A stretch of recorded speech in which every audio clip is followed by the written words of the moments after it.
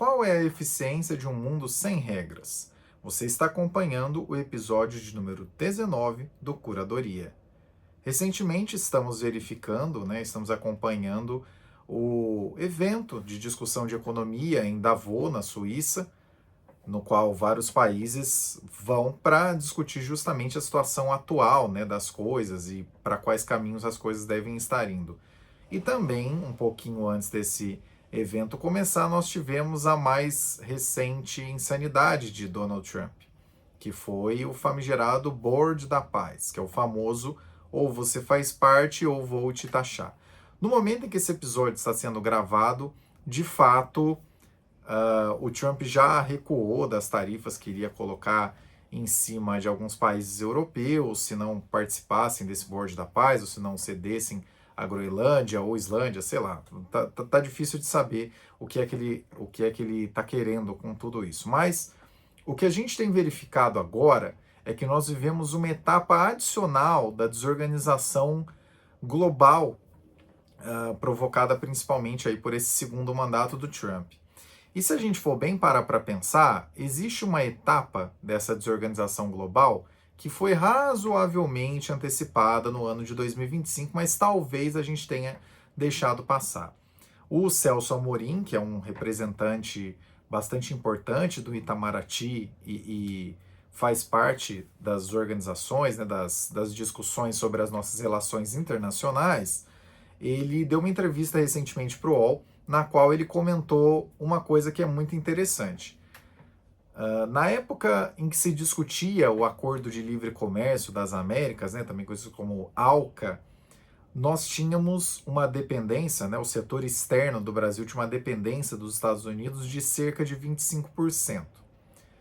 E hoje em dia, essa dependência, o que faz parte da nossa composição da balança externa, os Estados Unidos representam 12,5%. Caso o Brasil tivesse entrado naquele momento, tivesse aprovado os planos da ALCA, talvez a gente teria, segundo o que trouxe o Celso Amorim, cerca de 40%, talvez até 50% de dependência justamente de venda dos nossos produtos e serviços para os Estados Unidos. Então, o efeito de uma tarifação seria muito maior. Porém, o grande ponto que foi colocado por ele nessa entrevista recentemente é que no ano passado já ficou bem claro uma coisa, que esse tipo de negociação não se tem como base, não é feita mais com base em regras, mas sim em discricionariedade, ou seja, o que está na cabeça de quem está tomando aquelas decisões. E isso é muito ruim. Isso é muito ruim. Lá em Davos, um representante da Bélgica e também a representante líder, da União Europeia, se manifestaram sobre essa situação, da Europa ser mais independente, do mundo estar em uma situação mais instável, mas nada chegou nem perto do que aconteceu, do discurso completo do Mark Carney, que é o premier do Canadá. Esse discurso foi histórico, e ele deixa claro que o mundo que a gente está vivendo é de um abandono de regras estabelecidas anteriormente e que não tem espaço para ilusão e nem para saudosismo. É cada um por si. E a grande recomendação que ele faz nesse discurso é que os países de menor poder procurem mais se unir e não ficar pensando quais seriam as regras da OMC ou qualquer outra coisa do tipo, porque essas regras estão sendo ignoradas por quem as criou, no caso, os Estados Unidos. Inclusive, nesse mesmo discurso, ele reforçou que nos últimos 6 meses, o Canadá, por meio da ação dele, procurou mais de 10 acordos comerciais e militares, ele cita 12 acordos comerciais e militares com outras partes do mundo, sendo o comercial mais recente com a China, e isso acaba deixando claro que, para além do discurso, no caso do vizinho de cima do Tio Sam, já estão se mexendo.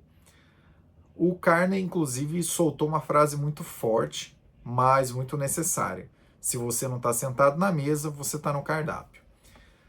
Pessoal, o que significa o mundo não ter mais regras para relações comerciais, como a gente conhecia anteriormente? Isso significa, em termos econômicos, ineficiência. Se for resumir a uma palavra. Ineficiência porque tudo fica mais complicado de se fazer negócios, fica mais caro do que deveria, fica menos integrado e há um risco maior de disrupção de forma mais violenta. Uma das coisas que a Ursula von der Leyen, né, a representante, a líder da Comissão Europeia, disse recentemente é que eles já estavam com um acordo razoavelmente estabelecido em termos comerciais com os Estados Unidos desde o meio do ano passado. E agora, de repente, porque o Donald Trump acordou e a Groenlândia é motivo de segurança nacional, ou Islândia, né, no discurso dele ficou confuso, não dá para saber em que planeta que ele está mais, mas enfim, por motivos de não me apoiarem na Groenlândia, eu vou taxar os outros. Então, assim, não tem muita lógica, tá, pessoal? Não é porque tem déficit comercial, não é porque estão prejudicando os Estados Unidos, é porque ele acordou num dia e colocou isso na mesa. Não tem muita lógica disso.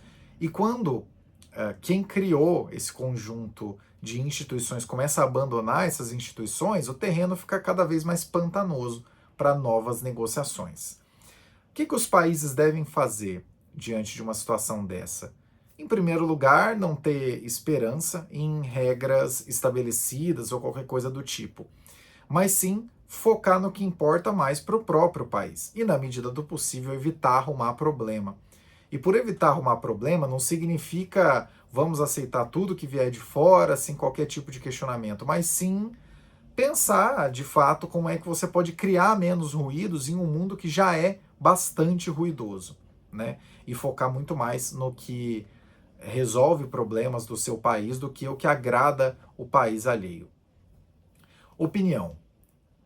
A coisa mais estranha de tudo isso é que os Estados Unidos estão abrindo mão do que eles mesmos construíram e sempre foram os principais beneficiados, sob quaisquer óticas que você quiser observar. Desde a Segunda Guerra Mundial, a Organização Mundial da Saúde, Organização Mundial do Comércio, ONU e outras tantas instituições foram colocadas na mesa pelos Estados Unidos como uma forma de rearranjar o jeito que o mundo lida com as coisas. E, de novo, nunca vamos nos esquecer desse ponto, sempre colocando os Estados Unidos em papel central e em papel pivotal. Agora, subitamente, desacreditam de tudo e querem criar outros mecanismos. E quem não vier, teoricamente, porque no mundo das ameaças tudo é possível, será taxado. Qual o sentido disso tudo? O apontamento de que as estruturas atuais não resolvem os problemas tem até algum sentido. De fato, foram muitos os conflitos que a existência da ONU não conseguiu evitar ou alterar em qualquer magnitude. Por exemplo, as questões da Rússia invadindo a Ucrânia e o que se passa em Gaza até agora. Mas o mais curioso disso é pensar que quem criou tais estruturas está aplaudindo esse desmantelar, mesmo que, de novo, tais estruturas, além de terem sido criadas pelos Estados Unidos, sempre os colocaram como players mais relevantes. Melhor seria então, ao tio Sam, um mundo sem regras do que com regras que eles mesmos definiram nos últimos 70 ou 80 anos? Por qual motivo ou quais motivos? E onde é que eles vão chegar com isso? Se tem um lado cheio desse copo, é o fato de que o mundo acordou para a necessidade de realinhar parcerias, tanto no campo comercial quanto no campo militar. Se as regras criadas pelos Estados Unidos não são respeitadas nem por eles, por qual motivo seria prudente deixar outras parcerias de lado? E, se o que mantém a impressora de dólares sendo a mais poderosa do mundo era o lastro militar e econômico de proteção do mundo, o que mantém esse lastro agora? Esse assunto vai voltar mais adiante, não se preocupem. Caio Augusto aqui em 21 de janeiro de 2026. Até o próximo Curadoria.